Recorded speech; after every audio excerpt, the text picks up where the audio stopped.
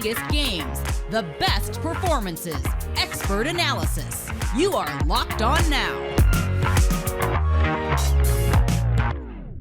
You're listening to Locked On Now NBA, local experts on the biggest stories around the hardwood. I'm your host, Kim Becker, and thanks so much for making Locked On Now your first listen every weekday. Wednesday night in the NBA featured some absolute blowouts. Our Locked On NBA hosts are here to help break down everything for you. Let's start with Wednesday's best performance, as Giannis Antetokounmpo was too good to not talk about right away. The best performance. Hold up. The reigning NBA champions, of course, have enough playmakers for anyone to help them win a game, but on some nights, you just let your star player do his thing. Locked On Bucks tells us more on the huge night from Milwaukee's two-time MVP. What's up, everyone? Kane Pittman here from Locked On Bucks, and the Bucks are back. Maybe. Certainly from a personnel standpoint, they looked a little bit more like the Bucks we've seen over the past few seasons. Chris Middleton comes back tonight. They beat the Lakers 109-102. No LeBron James. Let's make sure we make mention of that to start this game. The Lakers are not the Lakers without LeBron James. And certainly tonight on the floor, even though there was Westbrook, even though there was Anthony Davis, there was no one on the floor close to the level of Giannis. And Giannis had 47 points, 9 rebounds. He was 18 of 23 from the field. Whoever was in front of him, whether it was Anthony Davis, whether it was Dwight Howard, whether it was DeAndre Jordan, Taylor Horton-Tucker, when he switched onto him, it didn't matter. He went through them, he went over them, and he scored in every way possible, from the outside, from the mid-range, from the post. He was dunking on people. It was the classic Giannis performance to finish with those 47 points. And Chris Middleton, I think tonight, clearly he was trying to find his rhythm with his shot, but they missed his passing. And also, additionally, in the fourth quarter, when it was a close game, of course, like he did all postseason long, Chris Middleton hit 2 big threes, 2 consecutive threes, and it was just nice to have him back in the lineup. So the Bucks will hopefully build on this. Only their second win at home. They're 7-8 on the season. Giannis said after the game, just trying to get more consistent, trying to bank these wins and move forward. So good to have Chris back. Good to have a win back. We're going to break it all down on Locked On Bucks right now, wherever you get your podcasts or on YouTube.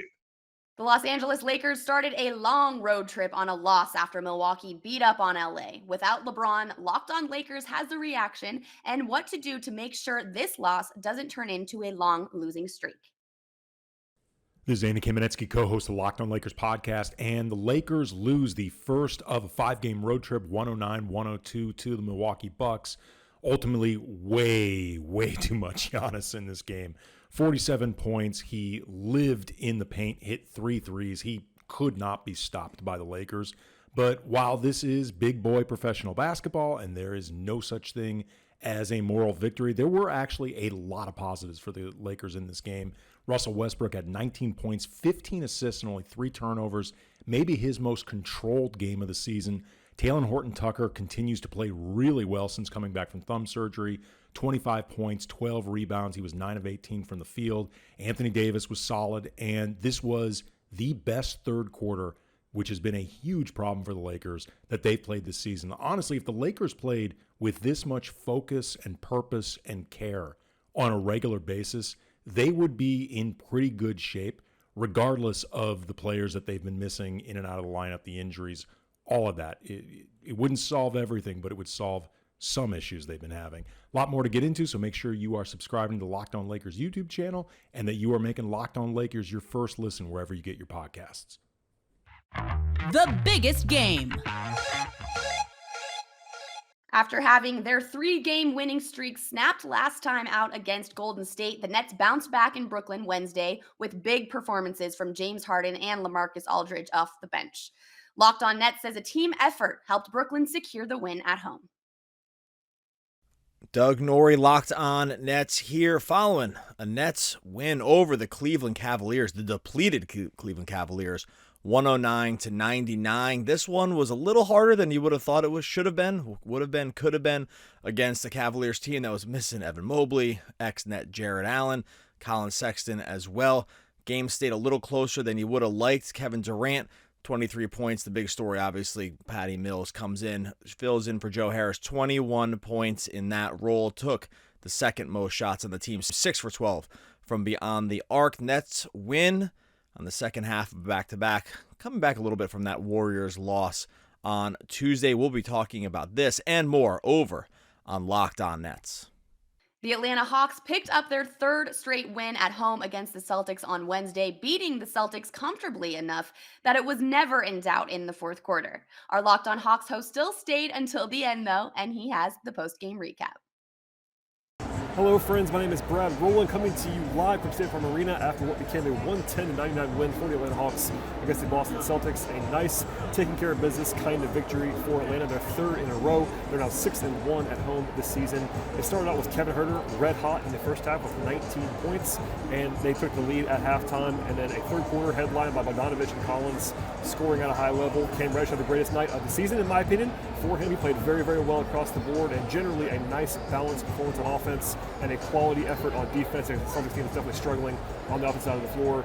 Never really in doubt in the fourth quarter, and the Hawks cruised to what became a comfortable double-digit win in this spot. But also now have 2 days off, actually, after this, before they return to action on Saturday at home, and we'll have full coverage of this game and much, much more on the Locked On Hawks podcast. The Boston Celtics couldn't get going in Atlanta, and Locked On Celtics says that tonight the Celtics just weren't the better team. Hey there, John Corrales here from the Locked On Celtics podcast after the Boston Celtics dropped one to the Atlanta Hawks 110-99. Basically, the Atlanta Hawks just came out and won this game. They played better than the Boston Celtics. The Celtics defensively couldn't stop basically any pick and roll action. They couldn't stop Trae Young off of the dribble, which he didn't have a great shooting night, but he converted 11 assists, 10 of 10 from the free throw line. So he was a problem. Celtics defensively just struggling to stop the Atlanta Hawks because the Atlanta Hawks were the better team in this one. Jason Tatum woke up 34 points on 12 of 23 shooting. Kind of sucks that they wasted an 18-point night from Grant Williams, 6 of 12, 3 of 8 from 3. Some questions about him not playing as much in the fourth quarter as maybe he should, considering how hot he got. Celtics getting really nothing off the bench outside of Josh Richardson, who had 11 points. No one else off the bench scored. Meanwhile, Cam Reddish comes in and is just drilling everything. 19 points. I shouldn't say that because he had 1 of 6 from 3, but he was really good. 19 points on 8 of 14 shooting. The Hawks getting a big contribution from their bench. Celtics just not getting enough. Shorthanded, no Robert Williams. That hurt. I think that could have helped defensively. Maybe would have changed some of the things that the Celtics did. No, obviously, Jaylen Brown. That hurt because that would have been an extra scoring punch that would have helped. The Celtics tried everything. They tried switching. They tried drop. They tried trapping Trae Young. None of it really worked. So tough one here, but the Celtics still in a position to finish the month of November in good shape. And this is one of those games that could have gone either way. The Atlanta Hawks good at home and good enough to beat the Celtics and be in control for most of this game. I'll be talking about it on the Locked On Celtics podcast. So make sure you're subscribed and watch the show on YouTube. Coming up next, the Magic beat the Knicks in the Garden again, and Detroit takes care of Indiana as we look around the league here on Locked On Now. All right, I am here to tell you about Built Bar, which is the best tasting protein bar ever. I mean, most protein bars are chalky or waxy and just plain hard to choke down, but not Built Bar. Built Bar is covered in 100% real chocolate, and when you bite into it, you know that you're eating something different. I'm telling you guys, if you have not tried Built Bar by now, you're missing out. They say it's a protein bar, but I swear it just does not taste like one. You guys have to try one of these to believe it. They're low carb, low calorie, low sugar, and high in protein. And the best part about it is there are so many flavors. They come in coconut raspberry, mint brownie, coconut almond, salted caramel, double chocolate, and cherry Garcia. And this month, Built Bar is coming out with new limited time flavors every 3 to 4 days. So check their website very often because you guys do not want to miss this. You can go to built.com and use promo code LOCK15 to get 15% off your order. Again, that is promo code LOCKED15 for 15% off your order at built.com. Welcome back to Locked On Now NBA. I'm your host, Kim Becker, and let's take a look at the rest of the action around the league from Wednesday. Let's go around the league. The Indiana Pacers offense never quite found its rhythm last night. Indiana scored just 89 points in a loss to Detroit, and Locked On Pacers called it the worst loss yet in his post-game recap. Worst loss of the season for the Indiana Pacers as they fall in Detroit to the Pistons 97-89. Only 89 points against one of the worst teams in the league. Not a great performance from the Pacers offensively. They only had 41 at the half. They had 18 turnovers. They fouled the Pistons 22 times. They shot 9 of 37 from deep. Only 14 of their 33 made shots were assisted. Basically everything the Pacers want to do when they're playing at their best, they did none of it in this game. They were atrocious offensively. A lot of forced jumpers, a lot of out-of-rhythm jumpers. Just nothing that looked like a cohesive offense that can beat any team. Nonetheless, a team that came into this near the bottom of the NBA. And the Pistons played great defense down the stretch. Another terrible fourth quarter for the Pacers after putting up 10 in the fourth on Monday against New York, only 16 in the fourth today against Detroit. So probably the worst loss of the season for the Pacers. They need to recover as they fall to 6-10. We'll break it all down and more on the Locked On Pacers podcast. And while it might not have been the worst game of the season, as our Locked On Pacers host put it, Locked On Pistons didn't love what he saw from Detroit in what he calls an ugly win. Your Detroit Pistons get a win tonight. Host of the Locked On Pistons podcast, Kuka Hill here. This definitely wasn't a beautiful win. Definitely was a bit of an ugly win for the Detroit Pistons as they win 97-89 against the Indiana Pacers. The majority of the team really struggled shooting-wise. Cade Cunningham was 6 of 18. Sadiq Bey, 5 of 14. Jeremy Grant, 5 of 14. Trey Lyles, 2 of 8. Isaiah Stewart, 2 of 5. The one real guy who shot well from the field this game was Corey Joseph, everyone's favorite player, who shot 7-11 from the field, had 18 points, and played 18 straight minutes to end the game.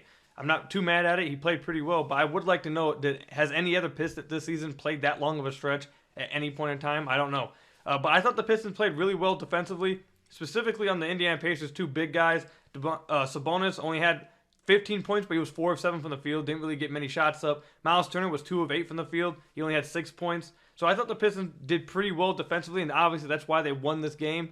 Though they did see some clutch moments from Cade Cunningham down the stretch in the fourth quarter. But ugly win for the Pistons, a win nonetheless that you'll take. We'll talk more about this tomorrow on the Locked On Pistons podcast.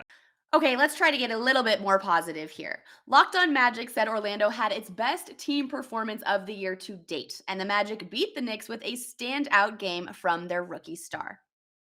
This is Philip Rossman-Reich, the host of Locked On Magic, and the Magic's walk-off interview on Valley Sports Florida just ended, and Jalen Suggs is indeed a BAMF, if you need to know what that stands for. I can't help you right now because Bally will get fined. I won't. The Orlando Magic with a 104-96 win over the New York Knicks, and what was really the most complete performance the Magic have had all season. They had great moments from all their young guys, with Franz Wagner scoring a humongous dunk to put the Magic up by 3. Really give them some distance after they lost a 10-point lead behind a 3-point barrage from Alec Burks. But everyone had their moments, whether it was, Terrence Ross, obviously the veteran, getting hot in the first half to keep the Magic in it when they were struggling to score. Cole Anthony making plays off the dribble to find guys. Mo Bamba with a big block. Wagner with the big dunk. Jalen Suggs hitting several big shots in what was probably his best game, making big defensive plays. This Magic team hasn't played a lot of close games this year. They've struggled to put together a 48-minute effort. They've struggled to withstand runs. They did all of that tonight. They withstood the run from the Knicks to start the fourth quarter. They made big plays down the stretch. They stepped up to get a humongous win. Big 104-96 victory for the Orlando Magic over the New York Knicks. It's just win number 4, but it feels really, really good. And yeah, Jalen Suggs is a BAMF. The Portland Trail Blazers were back at the Moda Arena facing the Chicago Bulls, and we have both Locked On Bulls and Locked On Trail Blazers here with more. What's up, Bulls Nation? Matt Peck here from Locked On Bulls with your post-game takeaway. Well, this one hurts. No other way around it. The Bulls fall to the Portland Trail Blazers. 112-107 is the final. The Bulls down 3 with the final possession, and Zach LaVine got a look at probably the most wide-open 3 he will see all season, and he left it short, and the Blazers hang on to win. But the story in this one was that the Bulls coughed up a 20-point lead, led by as many as 20, took a 15-point lead into halftime, and then came the third quarter from hell.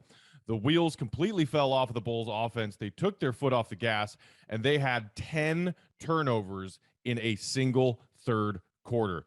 Mind you, this is a Bulls team that came into tonight with a league-best, league-low 13.5 turnovers per game, and they turned it over 10 times in the third quarter to let the Blazers creep back into this game.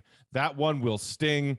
Drops the Bulls to 10-5 on the season, 2-2 on this West Coast road trip, which concludes Friday in Denver. For a complete breakdown of this Bulls loss to Portland, be sure to check out tomorrow's episode of Locked On Bulls with me and my guy Big Dave, wherever you get your podcasts. Locked On Bulls, your team every day. Blazers overcame a 20-point first half deficit to come back and win 112-107 over the Chicago Bulls on Wednesday night. I'm Mike Richmond, host of Locked On Blazers, and this was Portland's best win of the season. They looked cooked in the first half. And then they came back with a monster third quarter and a great final 10 minutes to hold off the Bulls. Larry Nance was fantastic. Yusuf Nurkic gave him 9 really good minutes, and they got their best win of the year. They're now 7-1 at home. Another test comes Saturday against the Philadelphia 76ers. Make sure you listen to Locked On Blazers for more. That's a wrap for us. Thanks so much for making Locked On Now your first listen every weekday. For more on the association and your favorite team, make your second listen Locked On NBA and your team's Locked On podcast. I'm Kim Becker. This was an episode of Locked On Now, Locked On your team every day.